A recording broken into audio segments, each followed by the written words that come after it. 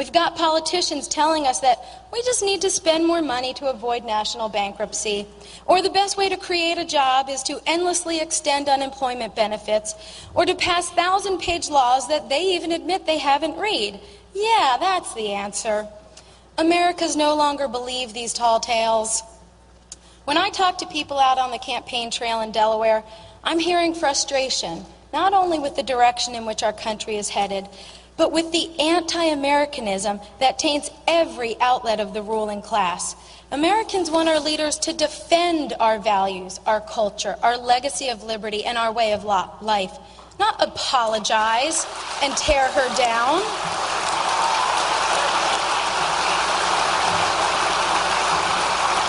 In the diners and at the pig roasts, in the town halls and in the church halls, I hear people embrace for the first time a vibrant conversation about American values. They reject the narrative that's been imposed on them from the D.C. cocktail crowd, and they're digging up pearls of wisdom instead from the Federalist Papers. And the Constitution is making a comeback. It's simply unprecedented in my lifetime. I think it's a little like the chosen people of Israel and the Hebrew Scriptures, who cycle through periods of blessing and suffering and then return to the divine principles in their darker days. It's almost as if we're in a season of constitutional repentance.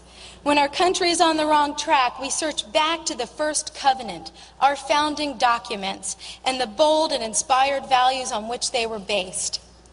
Those American values enshrined in the Declaration provide the real answer. And I believe that American values are not just some relic from the past, but a clear path to a strong and secure future. I believe that American values are worth fighting for then, and they're still worth fighting for today. And most Americans believe this because there are more of us than there are of them.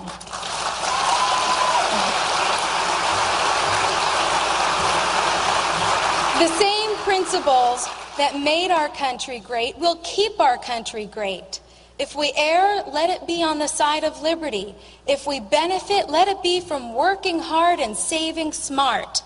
Let us meet our obligation to God and neighbor by the way of our own hearts and pocketbooks rather than some cold government bureaucracy.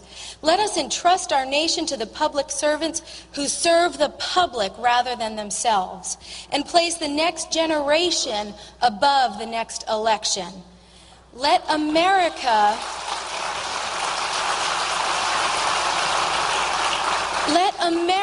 make peace in our world and on our borders through strength, friendship, and commerce. These are the values and principles that built and can still rebuild a great nation. It wasn't easy then, and it won't be easy now. We will be resisted, and we must resist as well. And so I ask you today to take the pledge with me that the first generation of dissenters took.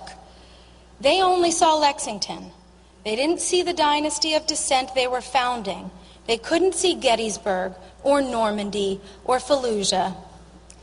But what was required of them is still required of us, and will no doubt be required of our children and of their children. They took a pledge together, and that pledge closes out the Declaration of Independence. And that same pledge will preserve this, the last best hope of earth. Let us pledge now, as they did then, to one another and to our posterity, for the sake of life, liberty, and the pursuit of happiness. Let us pledge our very lives, our fortunes, and our sacred honor. May God ever bless America. Thank you, and God bless you.